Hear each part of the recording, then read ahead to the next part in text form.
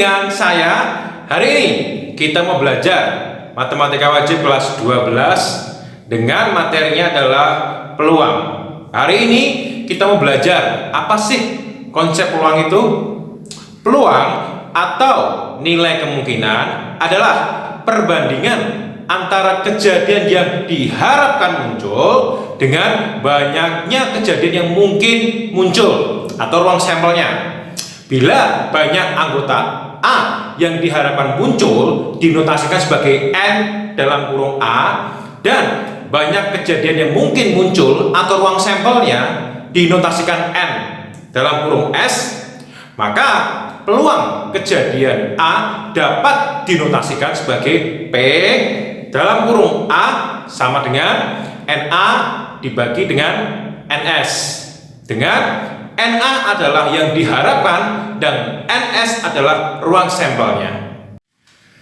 Baik, kita akan coba untuk latihan soal peluang untuk contoh yang pertama. Soalnya adalah tentukan peluang kejadian munculnya dadu angka 5 dari pelemparan sebuah dadu satu kali. Jadi kalau ini sebuah dadu, ini ada dadu saya lempar sekali gitu ya, lempar sekali. Kira-kira peluang kejadian munculnya angka 5 ini berapa? Maksud soalnya seperti itu ya. Nah, sekarang apa yang kita cari? Yang pertama adalah kejadian yang diharapkan. Yang kita harapkan angka berapa? Angka 5. Nah, kita tuliskan sini. Berarti kejadian yang diharapkan itu sebagai NA. NA-nya itu siapa? Yaitu angka 5. Nah, angka 5-nya ada berapa? Ada 1. Kemudian ruang sampelnya atau banyak kemungkinan yang muncul, simbolnya NS. Ruang sampel satu dadu siapa saja? Ada 1, 2, 3, 4, 5, 6. Ada 6 titik ya. Berarti ini ada berapa? Ada 6. Sehingga peluang kejadian muncul angka 5 adalah PA sama dengan apa? NA dibagi dengan NS. Berapakah NA-nya? NA-nya 1. Berapakah NS-nya? 6. Sehingga kesimpulannya adalah peluang kejadian munculnya angka 5 pada pelemparan satu buah dadu adalah 1/6. Baik, sekarang kita coba untuk contoh soal peluang yang kedua. Soalnya adalah dua buah dadu dilempar sekali bersamaan. Tentukanlah peluang kejadian muncul jumlah kedua mata dadu adalah 8. Misalnya seperti ini, saya punya dua dadu seperti ini ya. Ini dilempar sekali bersamaan. Kira-kira peluang munculnya kedua dadu ini dia berjumlah 8. Contohnya berapa? Contohnya sebelah kiri ini 5, ya sebelah kanan itu 3. Makanya jumlahnya itu ada 8. Kalau enggak ya misalnya ini angka 6, di sini kemudian angka 2, maka jumlahnya adalah 8 juga. Nah, kita mau mencari kira-kira peluang kejadiannya berapa. Nah, sekarang kita lihat dulu ruang sampel untuk dua buah dadu kemarin berapa? Ada 36. Oke, setelah dapat seperti itu sekarang kita coba cari ya bagaimana caranya. Kejadian yang diharapkan NA, kejadian yang diharapkan. Kalau jumlahnya 2 yaitu 8, maka kemungkinan yang pertama adalah kita bisa cari ya, yaitu 2 dengan 6, terus 3 dengan 5, terus 4 dengan 4, kemudian 5 dengan 3, kemudian 6 dengan 2. Ya, ini adalah yang diharapkan. Ada berapa nih? 1, 2, 3, 4, 5. Oh, berarti ada 5 yang diharapkan. Kemudian ruang sampel 2 dadu berapa kemarin? 36. Dari mana? Silakan dicek di sini. Nah, ini bentuknya tabel ya. Ada tabel. Kemarin kita belajar kalau 2 dadu, maka ruang sampelnya ada berapa? 36. Bisa cek sendiri ya. Nah, sekarang kita lihat.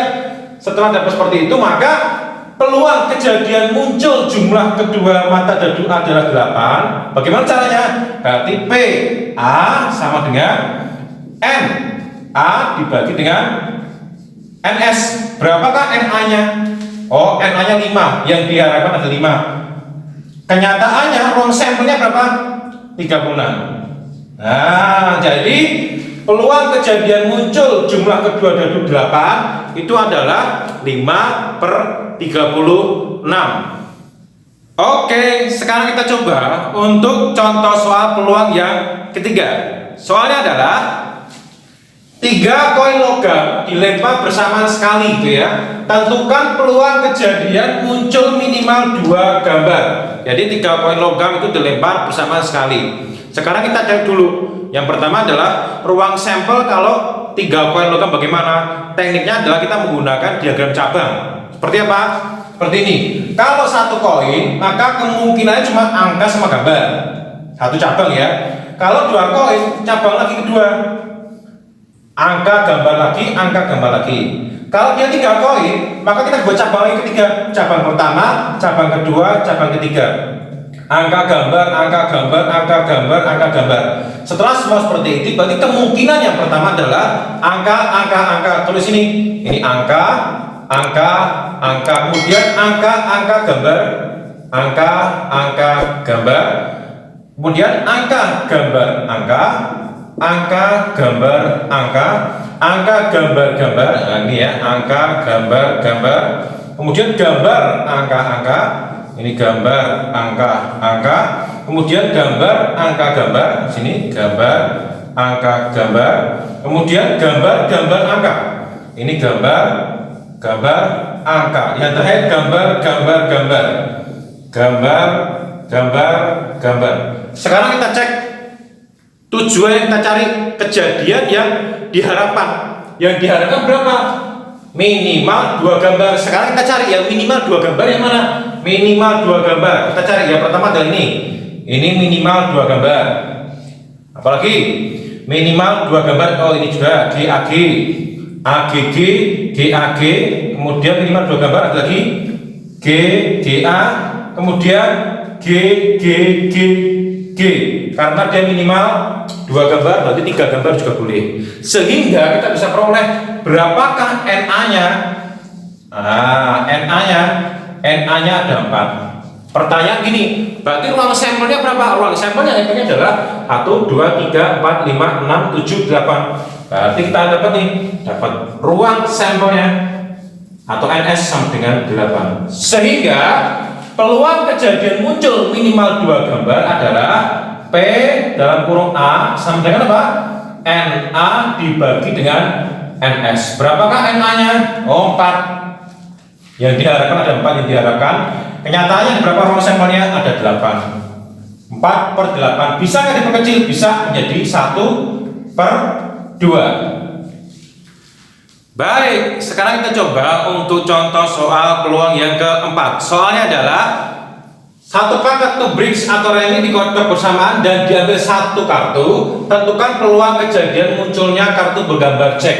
Nah, sekarang kita lihat kartu pak 1 pak kartu remi ini kira-kira dia ruang sampelnya di berapa? Kalau kita lihat di sini ada 52 tanpa menggunakan joker. Pertanyaannya, kalau begitu berarti banyaknya kartu jack ada berapa? Ternyata kartu jack itu memiliki ada 4 varian bentuk. Jadi yang diharapkan kartu jack itu ada 4. Sedangkan ruang sampelnya ada 52 tanpa joker. Berarti peluang keluarnya kartu jack adalah 4 dibanding dengan 52. Itu logikanya. Nah, sekarang kita bisa hitung. Berarti kejadian yang diharapkan kartu jacknya berapa? Kartu jacknya ada 4. Nah, kemudian ruang sampel 1 kartu bridge berapa? Tanpa joker 52. Berarti kita peroleh peluang kejadian muncul kartu bergambar cek adalah PA sama dengan NA dibanding dengan NS ruang sampelnya. Sama dengan berapa? 4 dibanding 52. Kalau kita bekerja menjadi 1/13. Baik, sekarang kita sudah sampai contoh soal yang kelima untuk soal peluang. Soalnya adalah dalam sebuah kantong tertutup terdapat 2 bola putih dan 4 bola orange. Jika 3 buah bola diambil sekaligus secara acak, mengambilnya sekaligus ya secara acak tanpa melihat, tentukan peluang kejadian muncul ketiganya berwarna orange. Nah, di sini saya mau praktek. Ini saya punya kantong dengan ada 4 bola orange di sini ya, bola orange dan 2 bola putih. Nah, sekarang saya mau praktek. Saya mau ngambil secara acak 3 sekaligus tanpa melihat, apakah saya bisa mendapatkan tiga-tiganya itu berwarna orange? Kita coba ya, saya ambil satu percobaan yang pertama ya. Tiga-tiganya orange bisa nggak ya kira-kira ya? Oke, 2 orange dan 1 putih. Masih gagal. Saya masukkan lagi, saya pakai percobaan yang kedua. Untuk ambil ketiga-tiganya orange tanpa melihat ya. Kita ambil lagi 2 orange, 1 putih lagi. Percobaan terakhir ya. Ternyata susah ya ngambil tiga-tiganya orange. Kita coba lagi.